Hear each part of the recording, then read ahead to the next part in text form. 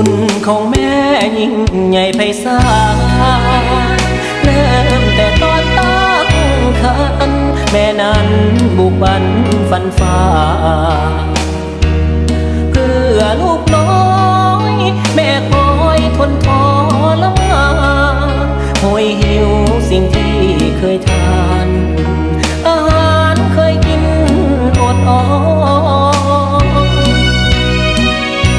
เพื่อลูกในท้องแม่ต้องอดทน9 เดือนแม่ยอมทุกจนอุ้มท้องหนักเบาเอาสู้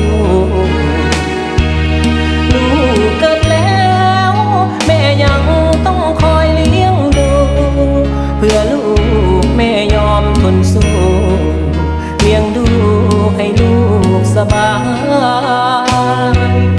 ลูกใหญ่แล้วแม่ยังเฝ้าห่วงใย